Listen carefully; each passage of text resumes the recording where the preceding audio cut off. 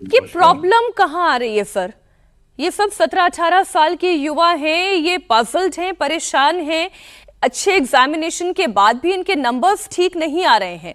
कहीं पर copy missing है, कहीं पर कॉपी बदल कर आ रही है। ये हो क्या रहा है इन स्टूडेंट्स के साथ? मैं तो उस पीढ़ी का हूं जिसने बहुत से अनुकरणीय लोग अपने चारों तरफ देखे थे। चाहे वे संसद में रहे हों, सामान्य जगहों पर रहे हों, गांव में रहे हों, शहरों में रहे हों। आज की पीढ़ी करीब 60 साल बाद जो देख रही है वो एकदम अलग है। छोटे मोटे प्रयासों से ये समस्याएं सुलझेंगी नहीं। और मैं बहुत अच्छे ढंग से ये बात समझ चुका हूं कि जब तक हम नैतिकता को महत्व नहीं देंगे, ये लोगों को उनके उत्तरदायित्व का बोध नहीं सिखाएंगे, केवल किसी को एक जगह नियुक्त कर देना ही काफी नहीं, उसको उसके लायक बनाना चाहिए। मुझे बड़ी शर्मिंदगी हो रही है कि परीक्षा के लीक होने में या नए चीजें लागू करने में आखिर जिम्मेदारी किसकी है? जिम्मेदारी तो अध्यापकों की है। और जो भी गड़बड़ी होती है वो व्यवस्था उसके लिए जिम्मेदार मानी जाती है, लेकिन कहीं न कहीं नीट में भी यही निकल कर आ रहा है कि हम लोगों ने ही गलती की है। मैंने तो अपने 50 साल के अनुभव से पाया है कि कोई भी व्यवसाय हो, कोई भी प्रोफेशन हो, मेडिकल का हो, हायर एजुकेशन का हो, उसके अंदर के लोग जो मुख्य रूप से जिम्मेदार होते हैं, वे जब अपने कर्तव्य से थोड़े से विमुख हो जाते हैं तब ऐसी स्थितियां होती।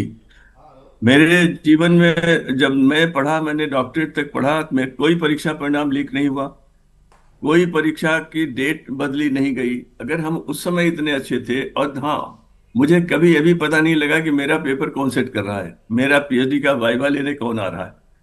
वो मुझे नहीं मालूम होना चाहिए था और नहीं मालूम हुआ। तो जब हम वो तब कर सकते थे तो आज तो हमारे पास बहुत सी सुविधाएं हैं। तो हमारी जो एफिशिएंसी है, जो हमारी प्रवृत्ता है, वो तो बढ़ी है, लेकिन हमारा उत्तरदायित्व बोध नहीं बढ़ा है। जो हमारे सर, संविधान जो में बात ह्यूमन आप कह रहे हैं, आप ये कह रहे हैं कि अकाउंटेबिलिटी नहीं बढ़ी है।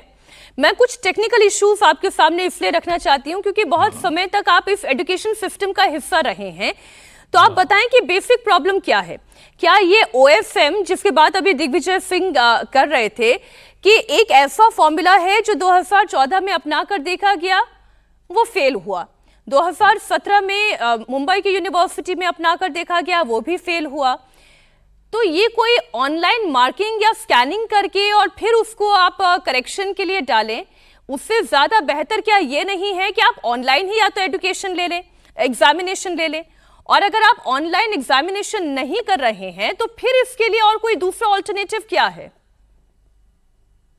आप कोई किसी भी ढंग से एग्जामिनेशन करिए, आपको एक तथ्य मालूम होना चाहिए, को सॉरी, मालूम नहीं, स्वीकार करना चाहिए हम सभी को कि इस समय जहां पर भी कोई भी विधा होती है, कोई बड़ा कार्य होता है, कोई परीक्षा होती है, कोई प्रोजेक्ट लगता है, कोई नया कार्य शुरू करता है, तो उसमें एक बड़ा महत्वपूर्ण फैक्टर होता है जो 1960 में नहीं था, 70 तक नहीं था, अब है। वो है commercial interest, pressures from companies, pressures from others. जो बात आप बता रहे हैं, जो दिग्विजय सिंह जी भी कह रहे थे, इसका उत्तर तो वो संस्था ही दे सकती है कि जब वो पूर्ण रूप से अगर विश्वस्त नहीं जी। थे तो उन्हें उन्होंने क्यों ये निर्णय लिया, और अगर वो विश्वस्त थे तो फिर समस्या ठीक। क्यों पैदा हुई, इसका उत्तर बाहर वाला नहीं दे सकता। मैं